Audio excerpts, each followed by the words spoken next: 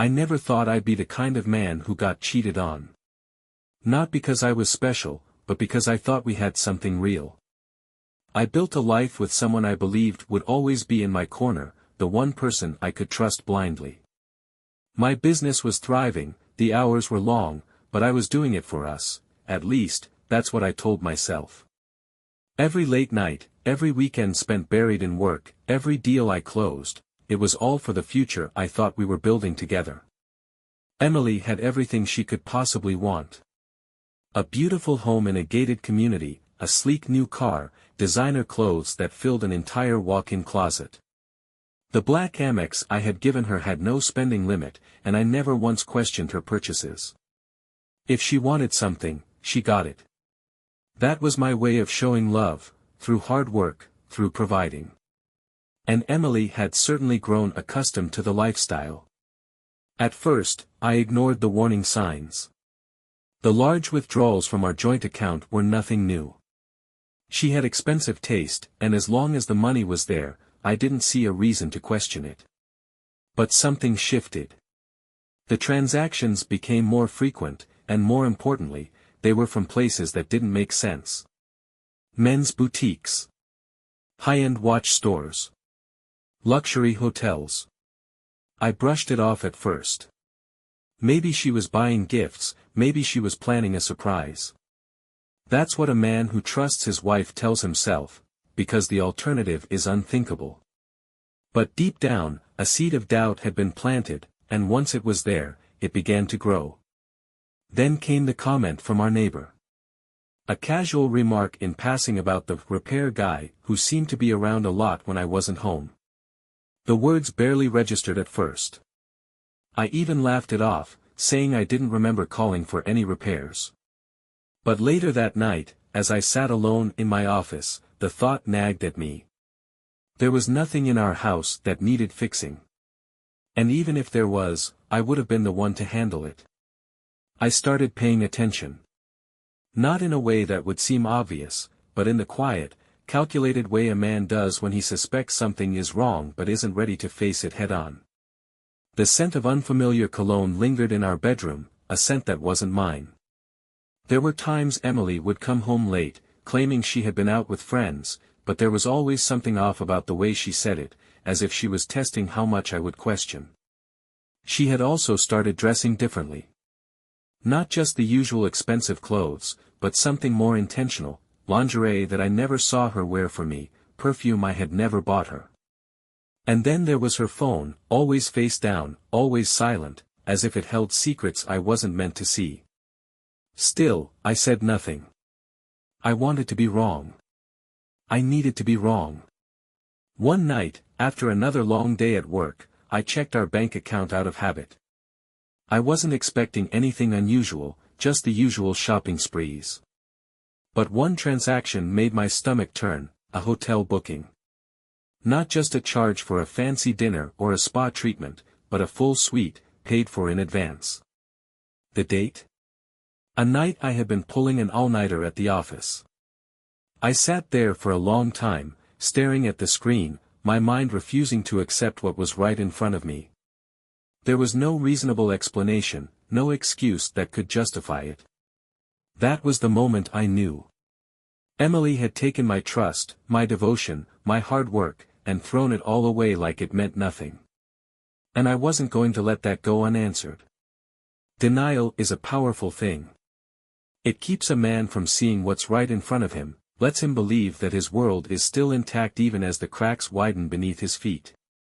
But once the illusion shatters, there's no unseeing the truth.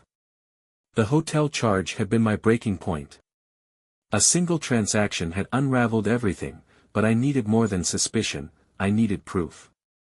So I did what any man with resources and a sinking gut feeling would do. I hired a private investigator. Cash only, no paper trail. A man in my line of work knew better than to leave evidence when digging for dirt. The waiting was the worst part. I told myself that maybe I'd been paranoid, maybe there was some explanation that didn't end with my wife betraying me. But I already knew. I had known for weeks, maybe even months. It was just easier to ignore it. The results came faster than I expected.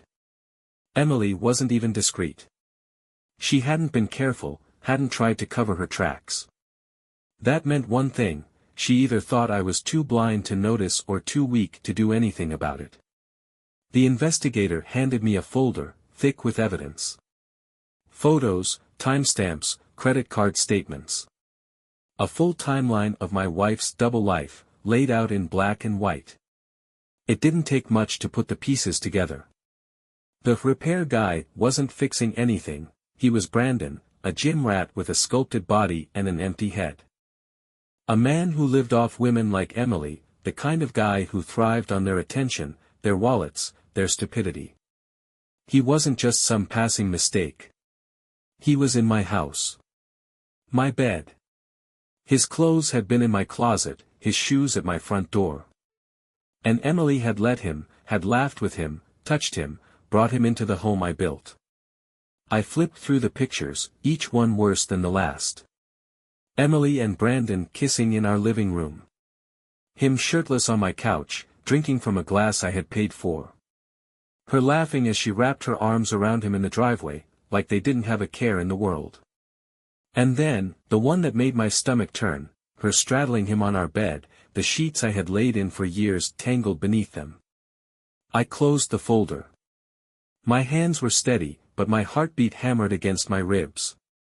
Emily hadn't just betrayed me. She had mocked me. And it wasn't just physical. The financial betrayal was worse. She had taken thousands, funneled it into a hidden joint account with Brandon's name on it. She had been setting up a life without me, using my money to do it. I traced every withdrawal, every unexplained expense. Luxury vacations, designer gifts, gym memberships, for him. It was as if I had been working to bankroll their affair, building my empire so they could enjoy it. And through it all, she had looked me in the eye. She had kissed me goodbye in the mornings, sent me texts saying she missed me, called to ask when I'd be home. The lies had never stopped, not even when she was with him. That was the part that hit hardest. She hadn't hesitated. Hadn't second-guessed. Hadn't cared. I sat in my office, the weight of it settling over me like a slow-moving avalanche. A weaker man might have crumbled under it, let the grief consume him, let the betrayal poison his mind. But I wasn't that man. Emily had taken everything she could from me, convinced I would never find out. But she had underestimated me. And that was going to be her first mistake. There was a time when I might have confronted Emily immediately, thrown the evidence in her face, and demanded an explanation. But that would have given her a chance to manipulate the situation, to twist the truth, to cry and play the victim. That wasn't going to happen. If she had been playing a game behind my back, then I would play one right in front of her. And I would win. The first step was the money. That secret joint account, the one she had been funneling my earnings into for Brandon's benefit. It wasn't as secret as she thought. With a few quick transactions, I emptied it. Every last cent, gone. Whatever future she had been building with him collapsed overnight. She had expected me to be blind, to never notice the missing money. But now, when she went to check, she'd find nothing but a zero balance and the cold realization that I had beaten her at her own game. Brandon was next. He was nothing more than a parasite, the kind of man who latched onto women like Emily, bored housewives with more money than sense. He had thought himself untouchable, but he had never dealt with someone like me. I knew people who made a living keeping order in places where men like him caused problems. A single phone call to an old acquaintance, a bouncer from a club I used to frequent, set things in motion. The man was built like a wrecking ball, towering over most people, and his presence alone was usually enough to solve most disputes before they even began. Brandon was easy to find. His entire existence revolved around the gym, morning, noon, and night, flexing in mirrors and posting thirst traps online. That's where the bouncer found him, in the parking lot, stretching after a workout like he had no worries in the world. The conversation was short. A warning, delivered in a tone that left no room for negotiation. No threats, no violence, just a simple truth. He wasn't safe here anymore. He wasn't wanted. And if he was smart, he'd leave. He got the message. Within a day, Brandon was gone. No goodbye, no dramatic exit. Just silence. Exactly as I had planned. Emily, though. She was different. She wasn't going to run. She thought she was untouchable, still confident in her lies, still thinking she had the upper hand. She would soon learn how wrong she was. She had always wanted a tattoo, something meaningful, something to mark a chapter in her life, as she had put it once. It had been a passing conversation, one I barely paid attention to at the time, but now, it was the perfect opportunity. I suggested it casually, as if I were trying to fix things between us, as if I were still the oblivious husband she had always assumed me to be. She agreed easily, too easily, probably thinking she had won, that I was blind enough to believe whatever excuse she would come up with to explain Brandon's sudden departure. The appointment was set. The design was chosen. Everything was arranged. And she had no idea what was coming. Emily had always been obsessed with the idea of getting a tattoo. She had talked about it for years, romanticizing the notion of marking a significant moment in her life. She wanted something elegant, something with meaning. It was poetic, really. She had spent months making permanent choices that destroyed our marriage. Now, she was about to make a permanent choice she would regret. The setup was easy. A high-end tattoo parlor, the kind that catered to the rich and the vain, was more than willing to accommodate a special request for a loyal client. A private session, a pre-approved design, and a legally binding waiver that ensured no changes could be made once the work began. She never even questioned why everything had been arranged so smoothly. On the day of the appointment, she had been almost giddy, thinking this was some kind of peace offering, a sign that I was willing to mend things. She had no idea what was really happening. Watching her walk into that studio, so sure of herself, so convinced she was in control, it was almost admirable. Almost. She thought she was getting something delicate, something timeless and symbolic. In a way, she was. The process took hours.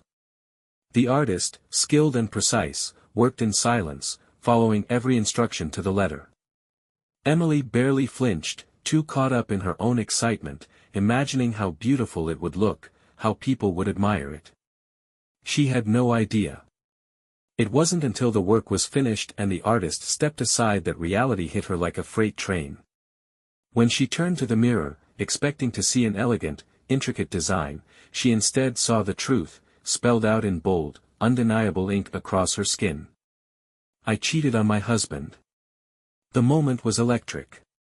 Realization dawned in stages, confusion, then horror, then blind, panicked rage. She screamed, hands flying to her back as if she could somehow scrub the ink off with sheer will. The artist, unfazed, simply handed her the waiver she had signed. No changes. No refunds. No excuses. Her fury was immediate and absolute. She cursed, threatened, demanded to know how this had happened. She promised lawsuits, revenge, anything to undo what had just been done. But none of it mattered.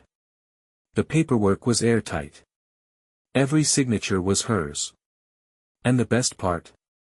The ink wasn't permanent, but it might as well have been. Semi-permanent tattoos didn't fade overnight. They lingered for months, requiring expensive, painful laser treatments to remove. Treatments that wouldn't be covered by insurance. Treatments that would take multiple sessions, each one a reminder of what she had done. She had spent months lying to me, betraying me, humiliating me. Now, she could wear the truth for the world to see. And there was nothing she could do about it. The divorce papers were already prepared. The moment she stepped out of that tattoo parlor, humiliated and shaking with rage, they were waiting for her. There was no dramatic confrontation, no argument, no chance for her to twist the narrative in her favor. She had spent months lying, scheming, bleeding me dry without a second thought. Now, she would finally understand what it felt like to have everything ripped away. The house was mine. She had never bothered to check whose name was on the deed. She had assumed that because she decorated it, filled it with expensive furniture, and played hostess at our dinner parties, it somehow belonged to her. It never had. Legally, financially, that house had always been mine, just like everything else in her life. The money was gone. Every account she had access to had been wiped clean before she even realized what was happening. The black Amex, the luxury lifestyle, the security of knowing that she would always be taken care of, it all vanished overnight. She had built her future on my efforts, and now, she had nothing to show for it. Her social standing crumbled just as quickly. It turned out that people weren't as forgiving as she had once believed. The carefully curated friendships, the social circles she had desperately worked her way into, the people she had once bragged to about our wealth and status, none of them wanted to be associated with a woman branded with, "I cheated on my husband," across her skin.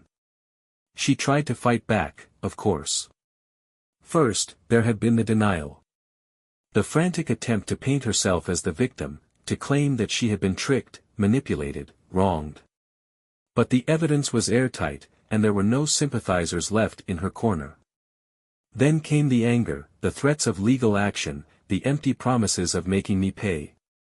But how could she fight when she had already lost everything? And finally, the pleading. The desperate, tear-streaked attempt to undo what couldn't be undone. The moment she realized there was no coming back, that there was no version of this where she walked away unscathed, she turned to the only thing left, begging. Apologies poured out of her, meaningless words from a woman who had never regretted anything until she had to face the consequences. But I wasn't listening anymore. She packed her bags in silence, her hands trembling as she folded the designer clothes that had once been paid for with my money. Every movement was slow, deliberate, as if she thought taking her time would somehow delay the inevitable. But there was no delay. No pause. No way out. As she zipped up the last of her suitcases, she caught sight of herself in the mirror. That was the moment it truly sank in. The words inked into her skin were more than just a humiliating joke, they were a sentence, a brand of her own making, a mark that she would have to carry long after she walked out that door. I didn't say a word as she turned to face me one last time. There was nothing left to say. I walked out of the house first, stepping onto the driveway, breathing in the cool night air. The weight that had been pressing down on my chest for months was finally gone. I had walked into this marriage blind, trusting, naive. I was leaving it with my dignity intact, my finances secure, and my future mine once again. The door clicked shut behind me, sealing the end of it all. I was free. Justice had never felt so sweet.